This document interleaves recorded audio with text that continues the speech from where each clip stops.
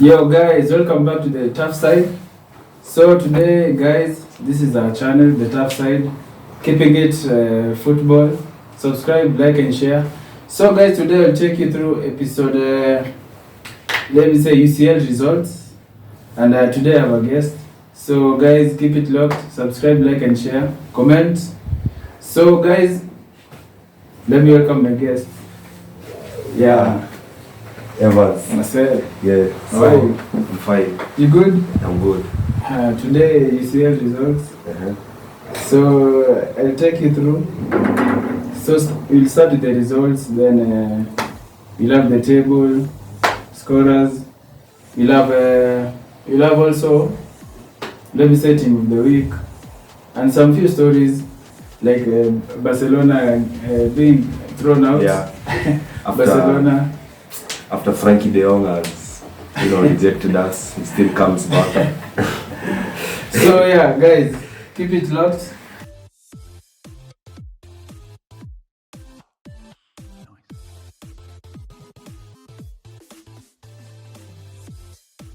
So we start on Tuesday results. Salzburg against Chelsea. Chelsea won 2-1. Yeah. It was a very good match. In fact, I watched the game. What Salzburg were lacking in the game was a little bit of width and purpose in their attack. But Chelsea, on the other hand, they played really nice football. Yeah. They were attacking. They never wasted their chance. In fact, the first goal from Mateo Kovacic was a very brilliant left foot strike, and Havertz as well, who was on the score sheet. Actually, it was kind of wonder goal. Yeah, it was very surprising. And also on Salzburg goal, it was something of a craft, because it was something of counter attack. Then this guy called Okafor. Yeah, that guy he's playing nice football. Yeah. So that was Chelsea versus Salzburg. Yeah. Our next is Sevilla versus Copenhagen. Sevilla won 3-0. Sevilla, of late they have been playing good football. I admire the way they think. They have this energy, even when they lose players like Kunde, they have, and Diego Carlos, who are their main centre backs last season. Yeah. They're still playing good football, as a club. They still have this team spirit, this forward push. They have this press. I like the way they play. Yeah. Still, they won, but they are out of the UCL.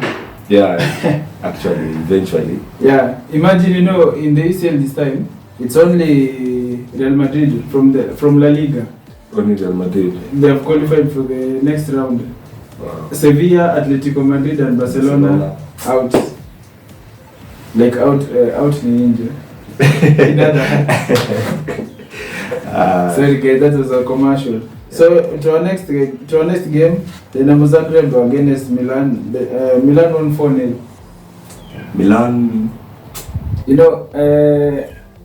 Embarking on this game, I'm seeing this guy is called Rafael Leao. I'm seeing him. I'm seeing this guy as a Ballon d'Or contender in the next 2 years. Yeah, but Leao he's a very good forward. Yeah, he's sharp. He's a forward like you can want on the side. Yeah. When you want to play against big teams like Real Madrid, that's the type of forward you might need. And if he was in EPL, I would probably put him in my squad. And also I'm predicting, if Mbappe leaves PSG, maybe the likes of Rafael will be his replacement. Yeah.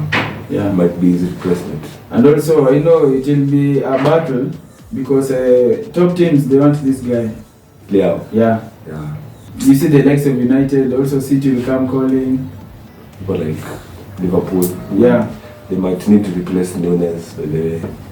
You see the likes of Jude Bellingham is, I think already, his mindset is already, he has chosen Real Madrid. Oh. Yeah. For his next move. Yeah.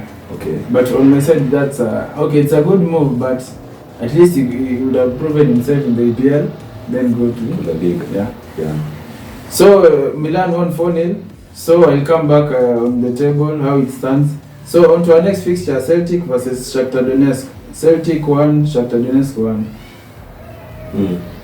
It was a draw. Yeah. Shakhtar, I have nothing to add much that, but the game was very flat. Test of ideas. But they really pushed Yeah. to get the draw. Actually, there was this miss. There was this guy. Okay, they have this wonder kid called Modric from Shakhtar. So he was the one who scored the first goal. But there's this goal he set up for his teammates. Like, it was a tap-in, like just tap-in. Then this guy skied it away. I was really shocked. So to our next fixture, you have Leipzig versus Real Madrid. Leipzig 3, Real Madrid 2. From that game, for the betting partners, we really placed our bet on Real Madrid. It was a surprise. I didn't expect it. By the way, I wasn't expecting Leipzig to beat Real Madrid, but let's just say this time David killed Goliath, and we have nothing to do about that. Yeah. Yeah. But one thing about Leipzig, Timo Werner always likes scoring against Madrid. Have you realized that? Yeah, he's a good record against Madrid. But you know, even in this game, Real Madrid were reluctant because they already qualified. So it was not a game of chasing. Like, it was just let's just keep match fit, let Leipzig play. Yeah. Yeah. True. So he thought just Madrid were just reluctant, and also the likes of Benzema didn't play. So for those kind of players who are on the bench, they had a chance now to showcase their prowess. Which they didn't. Yeah. Yeah. So on to our next fixture, the one which was disappointed the most. Dortmund 0, Man City 0. It was a draw. Wow. That game. And Haaland back at home. Dortmund said you can't score. Yeah. So I don't know about that game. I can't say much. And one thing it was shocking in this game. Mahrez had a penalty missed. Mahrez, you know, he has lost like 3 consecutive penalties. Yeah. Shocking. I think Guardiola should work on it. Yeah. So on to our next fixture, you had PSG 7, Maccabi Haifa 2. Wow. There's really nothing to say about that. Yeah. The forward of PSG, it's like 111. So. And also Messi broke a record. Which record? Surpassing, let me say, double digits. Oh. He had 2 assists and 2 goals. There's no player past 30 who has done that. Yeah. Wow, that's a wonderful achievement for them. And also, PSG had a nice move. Like, also their forward, the front 3, Messi, Mbappe, Neymar, they scored, they assisted each other. Yeah. So it's a kind of good chemistry coming from the both sides. Yeah. And also Maccabi let me say they tried. You know, it's their first time in the UCL. Yeah. So in the UEFA days, there's really no place for underdogs. As I've been watching the UEFA, if you're an underdog, sometimes you get humiliating defeats, and you really have to pick yourself from that. Okay, on to our next fixture. Benfica 4, Juve 3. Wow. And they were thrashed out, like, get out of here. Oh, Juve. You know, Juve has surprised me this season. I thought that Vlahovic can do wonders. I'm not doubting his ability personally, but Juve deserve more than Europa. I mean, they have quality players. They have been dominant in the Italian league. So we had high expectations, other than them being kicked out of the Europa. Yeah. But every season, every new challenge, and we must face, like Juve is doing. So there's really not much to comment about that game. And also, in the league also they are down. I don't know what's really happening at PSG. At Juventus. Or is it the Pogba's curse? I don't know if it's Pogba or Dybala. Sometimes you can't measure the weight. But really, the loss of Dybala, I can say that it has cost them, because Dybala was a really good playmaker and really good forward in the Juventus side. Yeah. Let me say. So I was coming back on PSG side. I was saying PSG have 40 of PSG's 50 goals this season have come from the 3 players, Messi, Mbappe, Neymar. Mbappe has 16 goals, 4 assists. Neymar has 13 goals, 10 assists. Messi has 11 goals, 12 assists. Wow. So is it? I think I'll say on this front 3, I think they're ready for the World Cup. Like what they're showcasing right now is they're building the form going to the World Cup. Okay. Yeah. Yeah. So that was Tuesday. But also kudos to Benfica. Like they kept Juve at bay. Yeah. And also in the group, I think they draw with points with PSG. So they are toe-to-toe, but PSG has a huge goal difference. So they have kept their dominance supreme. Yeah, they think the last game will be PSG against Benfica. Battle for the top one, the number one spot. So that was Tuesday's result. So let's go to Wednesday. Wednesday result, you have Club Brugge against Porto. So it was a 4-0. Porto won 4-0. Porto, that they're this type of team that you really can't take your eyes off them, because they really give up when they will push till the final minutes until they get what they want. And this 4-0 win, it was a great achievement, especially for them and especially for qualifying. And I think it's a very positive start for them as they continue forward in the UEFA Champions League. Let's see if maybe they can surprise us again. You know, they've won it once, they've done it. Maybe they can do it again, because considering this season in the Europa, in the UEFA, tables, there's a really huge underdogs teams that have been coming forward. So I'm really hoping for Porto, because I really like them. They play good football, attacking football. They have this strong mentality and team spirit. They really know how to organize themselves. So that 4-0 was a very great reflection of that. Okay. There is some news coming. They are saying Juve might fire Massimiliano Allegri if he fails to qualify for the Europa knockout. You know, they're coming from the UCL, but they have a knockout. Yeah. And also, like I was saying, Messi is the first player in Europe's top 5 league to reach double-digit figures, scoring 11 goals and assisting 12 in all competition this season. Wow. Yeah. And also, there's this story.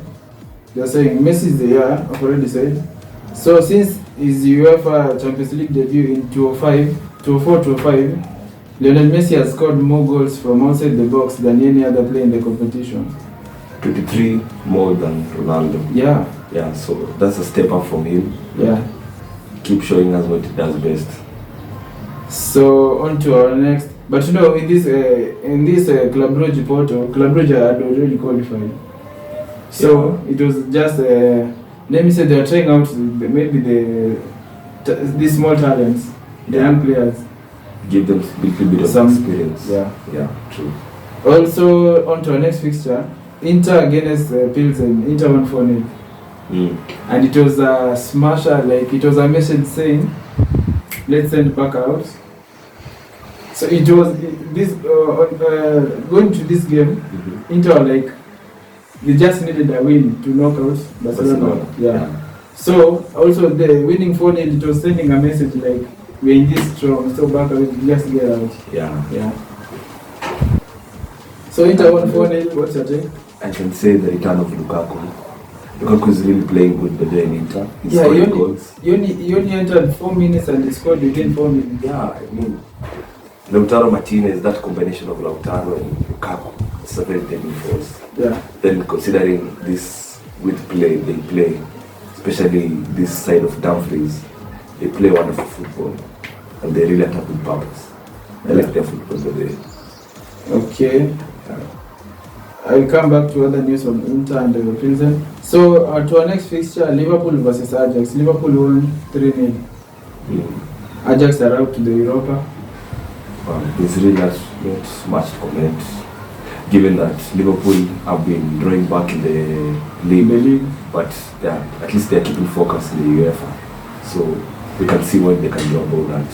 And you know, ever since, this is the 6th, let me say, Jurgen Klopp ever since he's come to Liverpool. Yes. He's qualified in all UEFA knockout stages. Wow, that's a step up. So that's this is the 6th one. Sixth qualification. Yeah. Wow. Jurgen. But in the league it's a different kind of story. Yeah. They're struggling. They're really struggling. Yeah, you can find they'll beat Ajax 3-0, but in the league they struggle. So on to our next. Atletico Madrid drew against by Leverkusen 2-2. What I can say about that game is this guy from Leverkusen. It's called Diab. Diab is a wonderful forward. He knows to play, he knows how to beat defenders, and I think what Atleti could have done best is not to sit back for a draw, but to progress for a win. What Leverkusen capitalizes Atleti, they played their traditional way. They just sat back and defend their leads. Well, Leverkusen just pressed forward, but managed to get a draw of that. But in a way, they still stand out in the top two in their group. Yeah. So that's good from them, especially to knock out a team like Atleti, because they're a very good side to play against. Yeah. But bad news on Atletico, they are in the Europa. Yeah. Let's meet. Me as a United fan. We'll meet and then see. So to the best news about this year, it was Barcelona getting knocked out. So Barcelona against Bayern, Barcelona thrashed 3-0 in their home turf. We're not surprised. Keeping the tough side. Yeah. Tough side. So Barcelona, even it wasn't a surprise. Yeah. You were just used to this kind of thing. Bayern humiliating back. I mean, it's not a big deal. So Barca fans, we are really sorry, but you just have to bear with us. Do you know Julian Nagelsmann is the only coach who has knocked out Barcelona 4 times. Wow. Yeah. That's wow. That's and like I was showing you earlier, Bayern have played against Barcelona quite a while, and Bayern have been thrashing Barcelona in and out. Like the aggregate is 22-4. wow. Like Barcelona have only scored 4 goals. It's very humiliating. I mean, I think there is something. Barca should do. Yeah. Yeah. And you know also, ever since Messi got out from Barcelona, you know Barcelona have let me say, Barcelona, they have struggled to progress in the UCL. Yeah. You know Messi hasn't played ever in the Europa. Yes, he's never in the Europa. So Barcelona also, Messi never played in the Europa League during his 17 years at Barcelona. So now this club, ever since his departure, they have always been dominant in the Europa League. So on to our next, there's Napoli against Rangers. Napoli against Rangers. Napoli won 3-0. I'm not surprised. Actually, Napoli this season, they have surprised me a little. You know they've lost Koulibaly, but they really play wonderful football. Yeah, and also in I think in Europe they have scored the most goals. And it's only like 2 teams that are unbeaten in Europe across all competition, PSG and Napoli. You know, when Madrid lost against Leipzig, their dominance, like the unbeaten form went. Yeah. So now it is Napoli and PSG. Yeah. And Napoli are really scoring, and they are on a high. Yeah, they play wonderful attacking football, and it wasn't surprising for them to win that 3-0. Yeah. Also, you have Tottenham against Sporting. Tottenham 1-1. And also in this game, Conte was shown a red card because there's a disallowed goal from Hurricane. Hurricane's goal was disallowed. So Conte was really complaining, but the referee said, you guys should shut up. Conte. Yeah.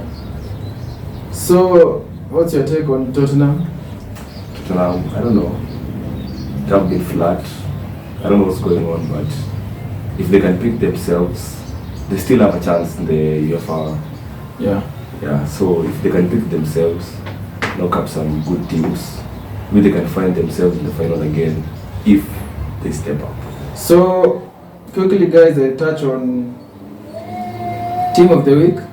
Team of the Week stands like this: goalkeeper Diego Costa from Porto. Then to my right back you have Montiel from Sevilla, then Gabbia from Milan, then Ostigard from Napoli, then Robertson. That's the back four. To my mid you have Edwards from Sporting, you have Carrasco. You know Edwards is a former Tottenham and really vanished Tottenham. True. Then you have Carrasco from Atletico, then Gnabry from Bayern. Then on my front three, you have Messi, Taremi, and Mbappe. So Messi won the goal of the week, and Taremi won the player of the week. Okay. Yeah. So that's that on the UCL. So guys, subscribe, like, comment, and share. See you in our next video. This is the tough side. Yeah, keep the tough side.